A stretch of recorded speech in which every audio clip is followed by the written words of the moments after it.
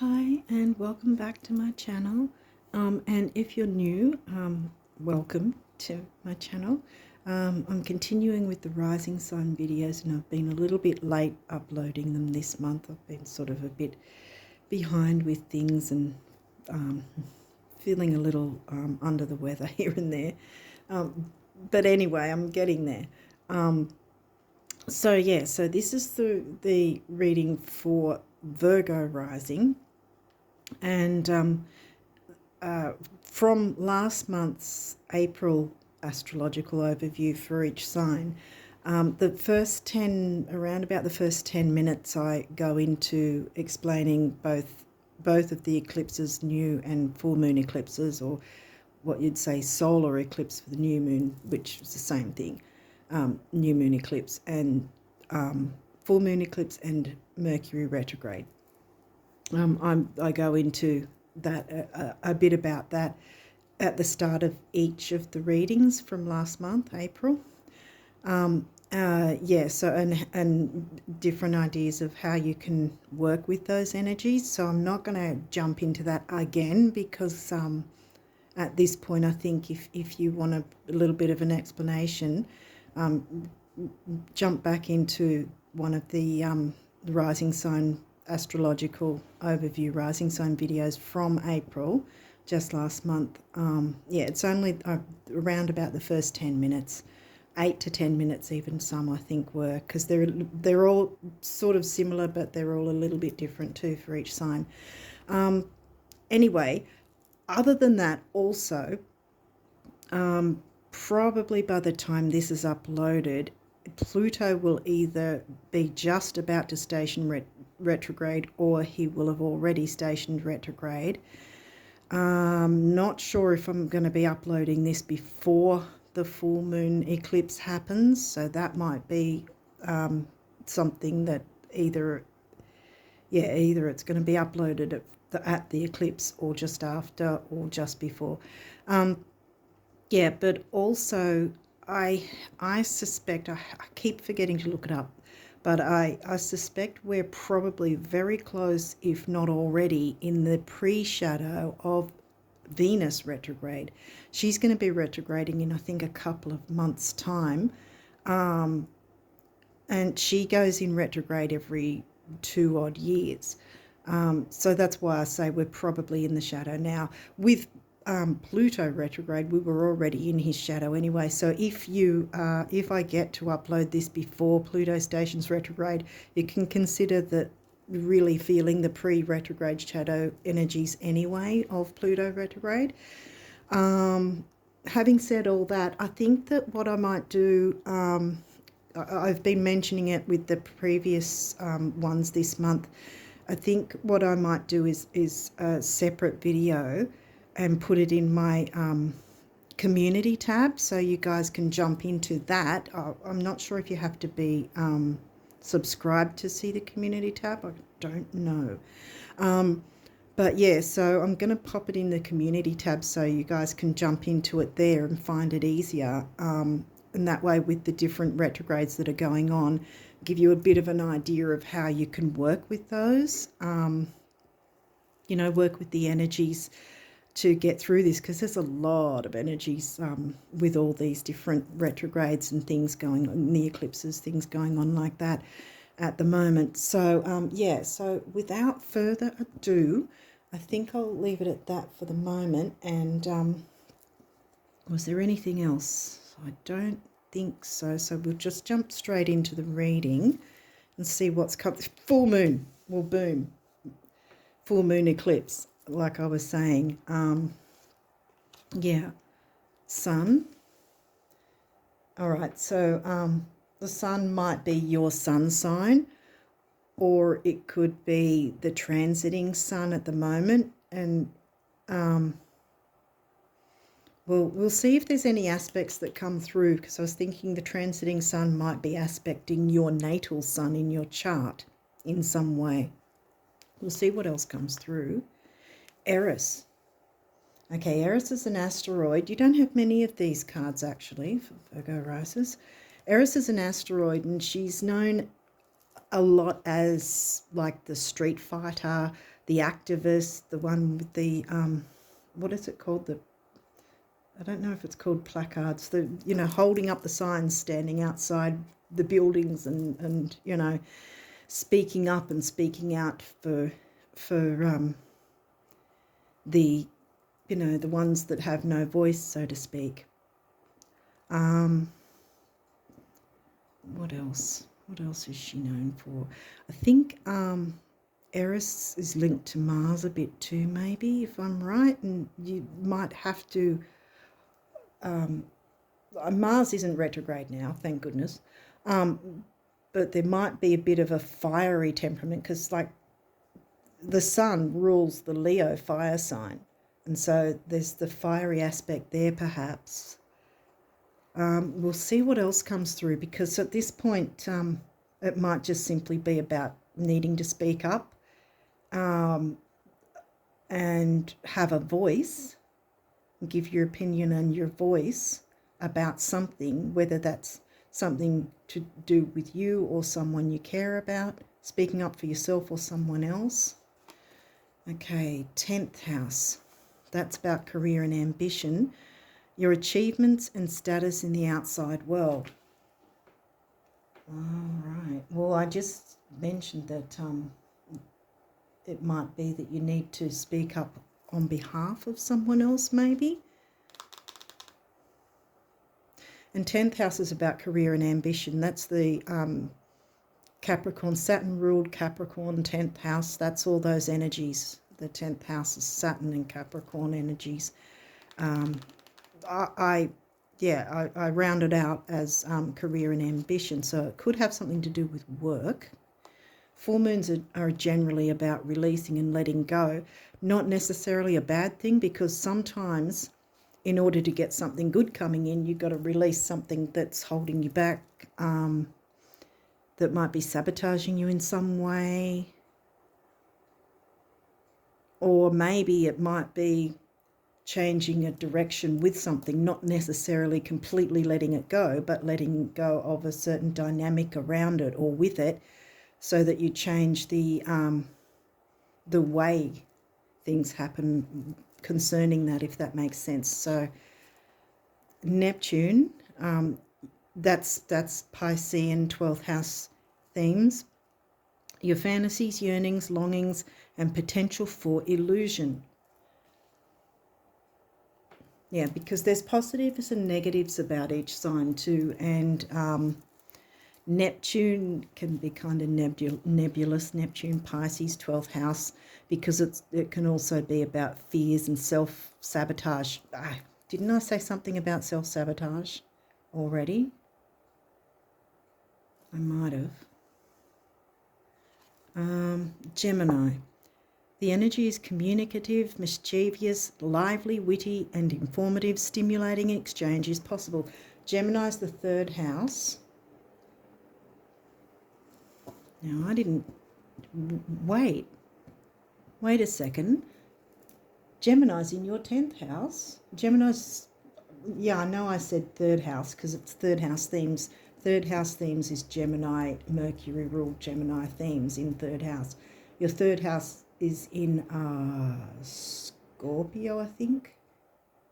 And Gemini is in your 10th house, because Gemini is the sign that rules your 10th house for your chart, but the 10th house is Capricorn, Saturn themes, if that makes sense. Okay, Mercury. What did I say? Mercury ruled Gemini. How you think, communicate, write, talk, and travel. Now, look, I think that we're getting a picture here where I was saying speak up and speak out about work, communication. And where's Gemini? Covering your 10th house. I think this has got to be about career and speaking up about something, and maybe not letting your fears take you over. Maybe. I mean, it could also be about illusion, in that maybe something you've been putting up with, you've been not deluding, you've been under a bit of an illusion that's perhaps the only thing available for you, or the only way to do something. You might have been holding yourself back in some way. And that's where I'm getting the illusion, because here we go, we can let it go with the full moon.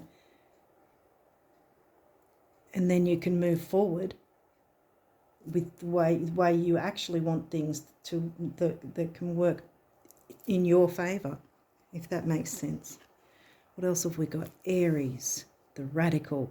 Yeah, see, radical energy sort of thing is what I'm, because we've got Eris. See, Eris is right near there. And I did say it seemed to, I seem to feel it had a connection with Mars, and Mars rules Aries. You know, standing up, speaking out, not putting up with crap, excuse my language. Where's your Aries? Isn't that 8th house? We're getting a connection here, because your 3rd house, isn't that in Scorpio? And 8th house is Scorpio-Pluto themes, which doesn't surprise me, because I was just saying how Pluto's about to be retrograde. We're already feeling the retrograde energies already. Pluto's retrograding for a very long time, so some months. I think even into 2024. So we're going to have Pluto retrograde for a while. Aquarius, well, that's 11th house themes. The innovator. Yeah, right. Again, this can connect to your work life, your career life, whatever way that is. You can be the innovator with something that maybe don't stay under the illusion that it has to be a certain way. Get that courage, which is Leo, sun-ruled Leo. Leo hasn't come through yet, no, but get some courage. And look, you've got some strong fiery energies coming through here. You've got Aries and you've got Aquarius. I mean, Aquarius isn't fire energy, but I'm just getting the fiery kind of, how do I put it? I'm getting a real,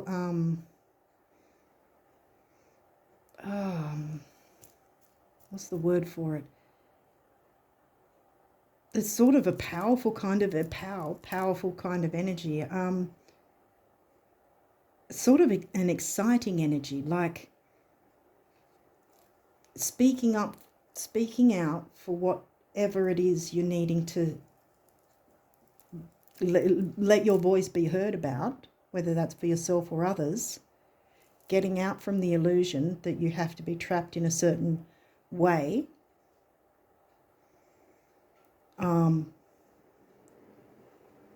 And like I said, Aquarius is an air sign, so it's not fire, but fire and air, you give fire air, it gets bigger. So the flames can rise, but in a good way. As long as you're not arrogant, but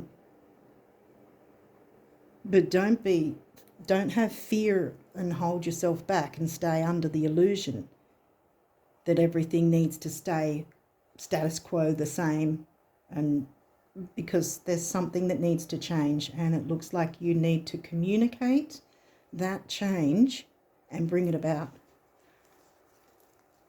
Mars, boom, Mars ruled. Action, taking action, wow. I'm just getting a Jupiter, yeah.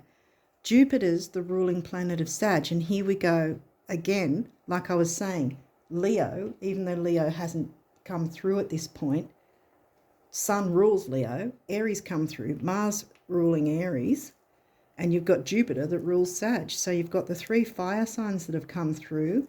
It's very, I'm feeling a lot of really, yeah, powerful energy, really palpable, very exciting kind of energy. Something wants to change for the better. And I think this is where Pluto retro is in your favour as well, because you can excavate whatever's been keeping you under the illusion that you have to stay in a certain position in a certain way, do a thing a certain way, whatever. It seems to be that that's not the case anymore. And you can make changes and be radical, but you can still be radical and take your time through things, and because we do have Mercury retrograde. But at the same time, a lot of people think that with Mercury retrograde, don't do anything, and they sort of think that they can't move forward. You absolutely can. I won't go into that, like I said before, because I kind of already explained it in last month's. Like I said, it's just the very first part of the readings. If you want to jump into the first around about 10 minutes, it might be 8 to 10 minutes, I can't remember, but I've given a bit of an idea of how to work with the eclipses and the retrogrades. And I think if you haven't seen that, it might be helpful to have a bit of a look again at that. If you haven't, well, look. Libra, the idealist. Okay, where's your Libra? I don't think I worked out where your Aquarius is either. Where's Aquarius? I think Aquarius is 6th house, which is Virgo themes. Yes, Virgo's in your 1st house for you because that's your rising sign, but 6th house is Virgo, Mercury themes, because Mercury rules Gemini and Virgo. So that's 6th house Virgo themes. You can be the innovator with health, duty, service. 10th house, career ambition, health, duty, service, career ambition. Speaking up, speaking out. Be the idealist, get out of the illusions, clear that so that the sun can shine on whatever's got to be brought forth. Because Jupiter's about expansion, like it says here. I think this is actually there's something that wants to expand and it can't do that until you clear. And this isn't just any normal full moon. We've got an eclipse, which again is powerful energy. It's huge. It doesn't last a few days. It'll last at least 3 months. And has been mixing in with the other eclipse before. So the energies are both mixed in because they're 3 months either side of the actual event. Excuse me, my throat. Doesn't surprise me that my throat's starting to go wonky because speak up, speak out, and so much blue, throat chakra. Taurus, the bombshell. And Taurus, where's Taurus? Taurus is 9th house. Here we go again. Jupiter, Sag. So even though those Leo and Sag haven't come through, that energy is coming through. There's a lot of fiery energy that wants to work with you. Excuse me. Okay, so these might have reversals, they might not, but I'll walk you through that anyway. Hopefully this is making sense to you guys. What's this? 6th house. 6th house. Aquarius is in 6th house. Sustainability. This is upright. So whatever it is, whatever it is that you need to get out of the illusion, I feel like it's something that you felt you had to do a certain way or were told, you feel you have to do it because it's expected somehow. But no, speak up and speak out, clear that away, because look at all this expansion and growth, and it's sustainable because this is upright. Upright's in your favour. And look, Pallas Athena, she's another asteroid, warrior goddess. Again, she's quite a powerful archetype to have with you as well. I mean, look, she's got her helmet there, and this says think, Mercury, speak up, speak out. It's all about communication. You've got your 6th house Virgo there, and your Mercury ruled Virgo with Virgo as your rising sign anyway. And yeah, this is upright. Sagittarius, look, Jupiter, expansion. Jupiter rules Sag, expand again.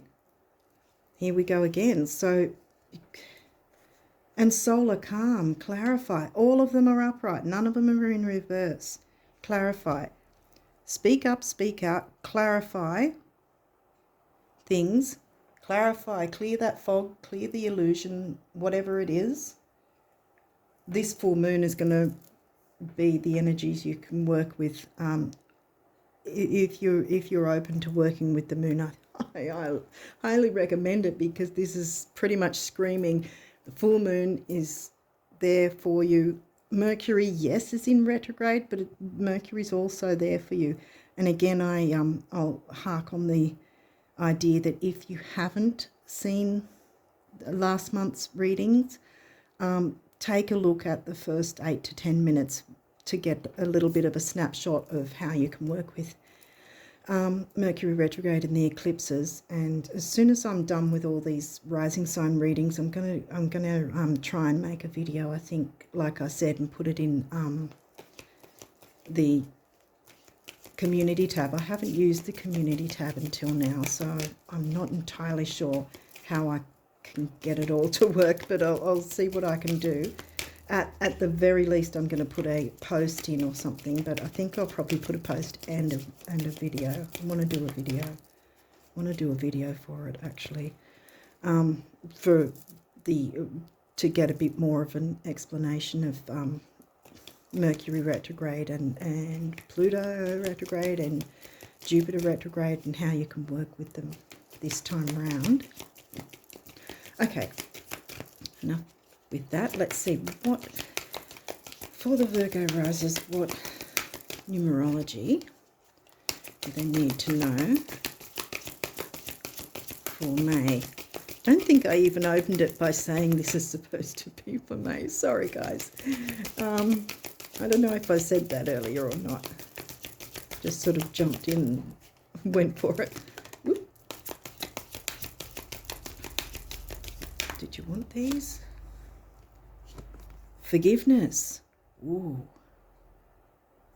We'll see, 9 I always see is big beginnings and big endings. I think it's got something to do with spirituality as well, and completion, beginnings and endings. And, well, with both of the eclipses, beginnings and endings are huge. Beginnings and endings can happen, but not necessarily in a bad way. You can still, this whole reading saying you hold the reins. You're not powerless at all. You've got all this fiery energy working for you. Jupiter, Mars, Aries, Sag. I think you've got the picture. Now, 6 is usually temporary opportunity. Well, there might be a temporary opportunity to forgive. And temporary opportunity, I always say, it's not necessarily that it won't ever come back, but right now it's a temporary opportunity. And what have we got? More blue. And the purple is crown chakra, I think, as well. Blue, obviously, is throat. So we've got a lot of throat chakra. Oh, we've got a couple here. Pop those down for a minute. Lots of blue. Domestic harmony. Okay. 4 is the builder, and 6 we just talked about, temporary opportunity yet again. Green is heart chakra, and the blue again with the throat chakra, and we've got another blue, 26. Now 46 is 1, comes to 1 as well, which is personal power, vitality, strength, that sort of thing. 1 is not a lonely number, as they say.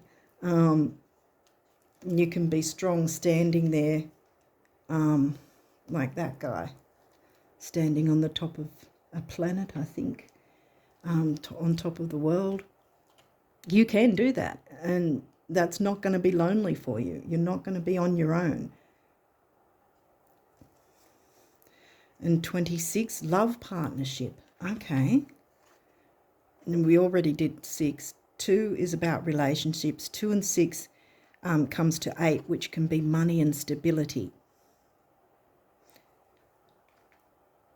Love partnership. Well, Libra did come in, and Libra is often about relationships. But it could be because, see, it's not just love with romantic partners. Love partnership, in my view, can be with family, with friends, with yourself even. How do you view yourself? Can you be in partnership with yourself? You know, with how they say your inner child. You know, is there any other numerology? But again, the 8, money, money comes in focus with the 10th house, career. I don't think there's any more coming through with this deck. But career, ambitions. And see, the thing is, being career-minded doesn't have to be cold and ruthless and all this sort of thing. Having a career, doing something that you love, bringing something to the world that is in your heart, you know, and maybe that can be a partnership in business where you both love a certain thing that you can bring, manifest into the world, you know. In that sense, it can be a love partnership. It doesn't necessarily have to be romantic. Okay, so what does the universe want you guys to know about your abundance? Abundance for May. For the Virgo rises. Is there any other abundance messages?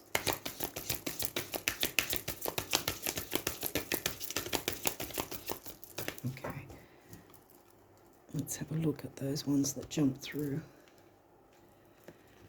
Okay, so we've got a water scene. Sorry if I haven't held them up to the camera. Hopefully you've seen them all. I've just sort of got lost in it. Okay, I don't know if you can see it because I can't see through my phone, so I'm just going to have to read it off camera. Thinking different thoughts than you have ever thought before is the only path to answers, healing, new genes, or anything that glitters. And you know how good you look in new genes, the universe. You know, I know there's a saying, all that glitters is not gold, but some things that glitter really are gold. And I think this is what's going on now, because I think that these energies want you to work with them, and they want to work with you to bring about something really good for you and others, I think, as well, because there's something to do with relationships. And communication, and obviously with Mercury, communication, other than communicating with yourself and perhaps your inner child, if that's what's needed. But I think it's also about communicating with others, because I think, yeah, we got Aquarius and Gemini, which are both very social signs. Yeah, so I think that yeah, and we got Taurus, which is also about money and self-worth, which is the second house in the chart themes. So I think that there's, by speaking up about something, you can change the landscape in a sense, I guess, if that, and get out of illusions that are holding you and or others back, you know, in some way. And so all of you together can move forward in a love partnership, which that sort of thing can happen in a business situation too. Okay, did I show the picture? I don't know if I did. Okay, so this one says, every single day I'm pressing out and reeling in the abundance you're making room for in your life. as I observe everything you think, say, and do. Yeah, I'm not so fond of the reeling in part. Pressing my heart out, the universe. Yeah, see? Pressing out. Reeling in means obviously that if you're allowing the illusion of you being stuck and held back, then it's reeling in. But if you're going to go, right, I'm going to speak up, use my voice, let my voice be heard in some way, then you're clearing this fog and this illusion using the energies of the full moon, which is exactly what it wants you to do, and then pressing out. Abundance is exactly what's going to happen for you. Yay. Okay, let's see what the guardian angels want you guys to know. Okay, I thought they wanted to come out.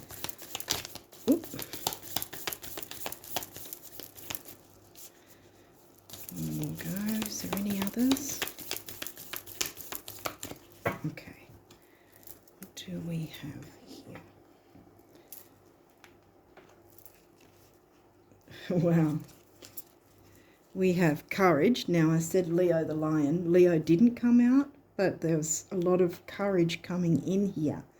And the fieriness to give you courage. So don't be afraid. Don't allow Neptune to let you stay in the illusions.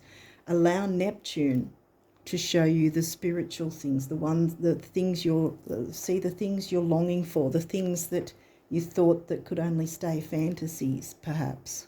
See here, because it says your fantasies, yearnings, and longings, and potential for illusion. Maybe you've been under an illusion, and now it's time to break free from that. And those dreams you've had, not so much fantasies. They're things that you can make real. And by clearing things with the full moon, that's going to happen for you. So yeah, courage. Dare to be different, to make mistakes. Look, I've got a lot of Virgo in my chart, so I can actually say I hate making mistakes. But we have to allow it sometimes in order to, because obviously if we're under an illusion and keeping ourselves small and holding ourselves back and allowing ourselves to be sabotaged or self-sabotaged or held back in some way, then that in itself is making a mistake, and that has to be cleared. Speaking up and speaking out.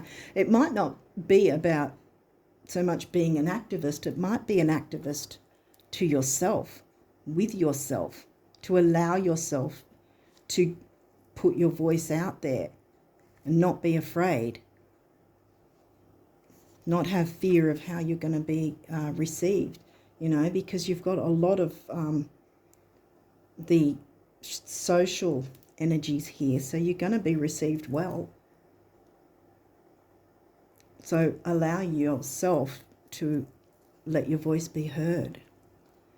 Make mistakes. So like I said, I have a lot of Virgo. I don't like making mistakes, but sometimes we just have to allow that to happen so we can learn from it. And so it says, create, for it is in creation that you exist. In this world of dreams that stem from the eternal heart, you are one with all creation. All is possible. Go forth and be true to yourself, for it is only through being true to you that you can be true to others. Bam. Yeah. And that's where Pallas, that's where Pallas comes in and Eris. Next we have miracle. Yay. Dearest one, even if all hope seems lost, illusion, let not hope slip away, for I, your guardian angel, am constantly by your side. Surrender, full moon, surrender all your concerns to me and trust in the healing power of love. Please believe that you are never alone. Together we shall work through each issue or situation which is of concern to you. All heals with the passing of time. Magic and miracles are about to manifest. Wow, yes. And look, you're right on domestic harmony. So everything it's all here ready to work for you. This is the quintessential, the energy is happening for you, not to you. This is happening for you. Allow your voice to be heard. Clear the illusions and the fog with the help of the full moon and the other energies that are happening at the moment with the planets. It's all on your side. Rainbow. You are a jewel, even though you may not see it. Even in the darkest times, you shine eternally bright. You are surrounded by an aura of love, and a pot of gold waits beyond the horizon. Didn't I say sometimes the things that glitter are gold? A pot of gold waits for you beyond the horizon. All will clear soon. Yep, see, all will clear soon. The fog will clear. With the energies of the full moon, speak out. Use your voice. Let people hear what you have to say. Let your voice be heard in some way. There's got, I don't know what else I can say. It's screaming at me. Hopefully you guys are seeing what I'm seeing. All will clear soon. Trust and continue to follow your dreams. You are eternally blessed. Bam. Exactly. Yeah, I'm not sure I can say much more with this. I think you guys have got the picture. And yeah, I think don't be afraid to let people hear what you have to say. And maybe that's to do with bringing creation, because look, you've got the sun rules Leo, which also rules 5th house, which is also about creativity. Among other things, it's about creativity. So you might be needing to speak up about some creative ideas maybe that you've been holding back, and allowing yourself to stay in the illusion that I don't know, that perhaps you felt they weren't good enough. I think that being a Virgo myself, sometimes we can be very self-depreciating, because we can be our own worst critic and so perfectionist that we sort of don't move forward at all sometimes, because we're so picky about our own things that they're not good enough. It is good enough. This is saying it, whatever's in your heart,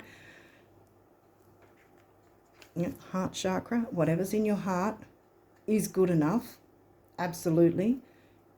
Allow the world to hear about it, because it needs to come into the world. And money and self-worth and career has got something to do with it, as well as relationships of all kinds, I think, which can have various forms of love. Yeah, reciprocation in whatever you're wanting to bring forward. I think this is fantastic energy. And on that note, I wish you all the best of luck with May. And until next time, bye for now.